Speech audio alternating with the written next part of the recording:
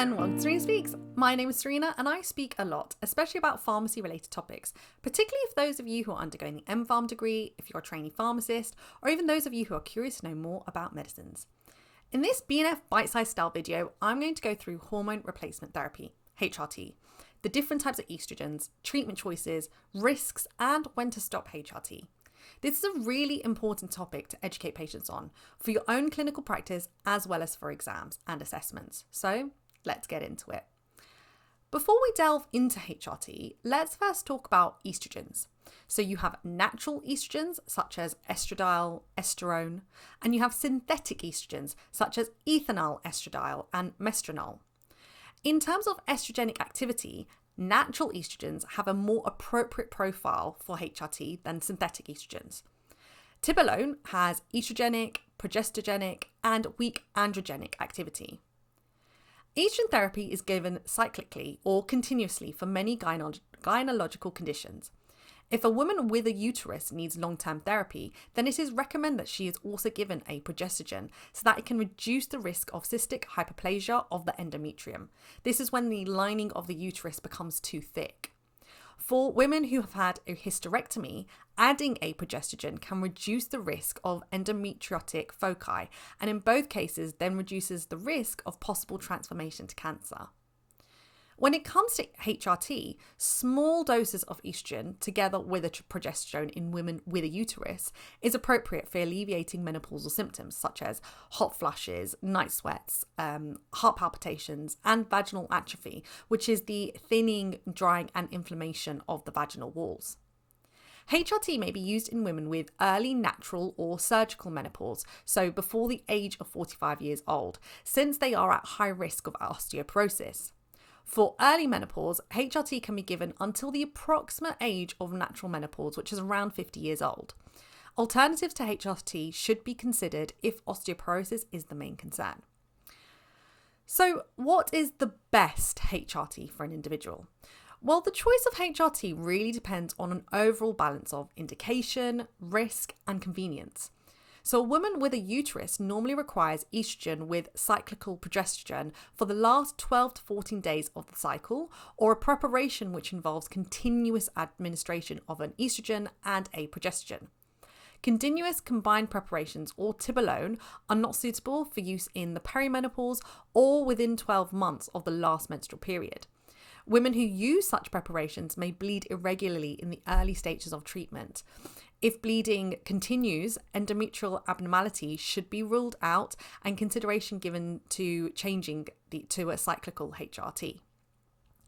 An estrogen alone is suitable for continuous use in women without a uterus. However, in endometriosis, endometrial foci may remain despite hysterectomy, and the addition of a progesterone should be considered in these circumstances, as previously mentioned. Now, what are the risks of HRT? So HRT can increase the risk of venous thromboembolism, VTE, stroke, endometrial cancer, but the risk can be reduced by a progestogen, breast cancer, and ovarian cancer.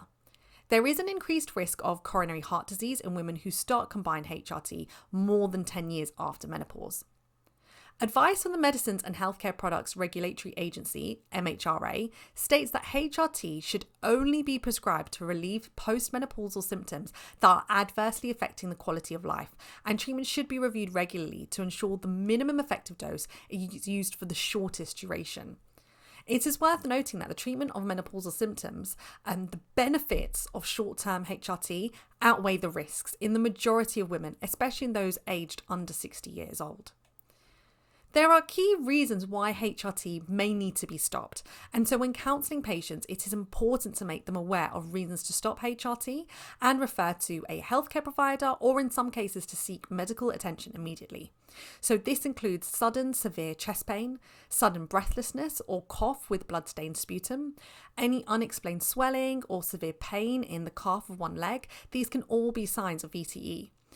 Any severe stomach pain, serious neurological effects, including unusual, severe, prolonged headaches, especially if this is the first time or if they're getting progressively worse. Visual disturbances as well. Any signs of hepatitis, jaundice, liver enlargement, high blood pressure, prolonged immobility after surgery or leg injury, and detection of a risk factor which contraindicates treatment. Not only is this so important to make patients aware of, it is also an area that could be questioned on in the GPHC Common Registration Assessment.